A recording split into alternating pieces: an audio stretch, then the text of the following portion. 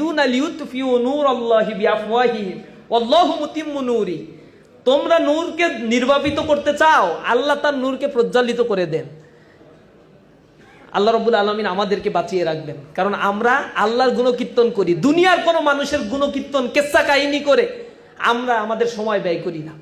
কোন পীর সাহেব কোন গ্লাসে ফু দিয়ে বোমবাস্টিং করে ফেললো, এগুলো বলা আমাদের কোনো বিষয়ের মধ্যেই নাই। আমরা বলি কোরআন এবং সুন্নাহ যা বলেছে, মা আতাকুমুর রাসূলু ফাখুযুহু ওয়া মা নাহাকুম আনহু ফান্তাহু। যা তোমার রাসূল নিয়ে এসেছেন তা গ্রহণ করো, যা থেকে তোমার রাসূল বিরত থাকতে বলেছেন তা থেকে বিরত থাকো। এটা হচ্ছে আমাদের ফিলসফি। এই জিনিসটাই হচ্ছে আমরা বলার চেষ্টা করি মানুষের কাছে। আমরা নিজেদের কেচ্ছা কাহিনী বলি না, এ কারণেই মানুষের আমাদের কাছে আসে। আসার পরে জীবনের শত রিস্ককে মেনে নেয়। আমরা যখন সাথী বানাই, আমি নিজে বলি যে তুমি যে সাথী হইতে চাচ্ছ, তোমার ক্যারিয়ার নষ্ট হয়ে যাবে, তোমার পরিবার কিন্তু তোমাকে আলাদা করে দেবে, রাষ্ট্র কিন্তু তোমাকে অ্যাকসেপ্ট করবে না। এই 15 বছর এই কথা বলছি। এরপরে বলছি তুমি এত রিস্ক নিয়েও কি শিবির করতে চাও? আমরা শিবির করতে আসলে আলিঙ্গন করে বাবা তাড়াতাড়ি শপথটা নে, না, এরকম ভাবে শিবির করা যায় না। আমরা বলে দেই শিবির করলে এই প্রতিকূলতা আছে, এরপরেও যদি শপথ নিতে চাও চিন্তা করো, শপথের আগে 1 মিনিট সময় দিলাম তোমাকে। এরপরে সে গভীরভাবে চিন্তা করে।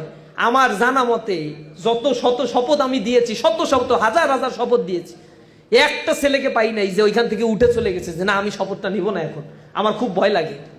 বলছে না ভাই, জীবনের রিস্ক নেব, কারণ কোরআন প্রতিষ্ঠার জন্য দুনিয়াতে আসছি, দুনিয়াতে উদরপূর্তি করার জন্য আসি নাই। খেয়ে দিয়ে ফুর্তি করে জীবন যাপন করব, মরার পরে কি জবাব দিব?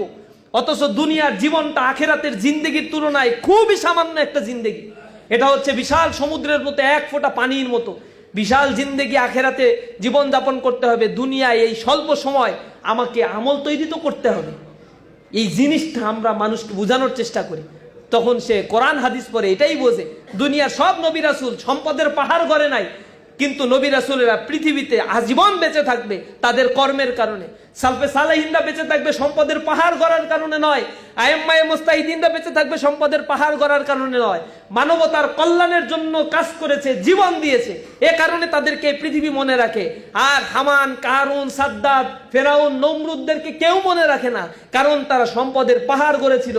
নিজেরা গর্ব করে বলেছিল আনা রব্বুকুমুল আলা, আমি বড় রব। আল্লাহর সাথে তারা চ্যালেঞ্জ করে দিয়েছে।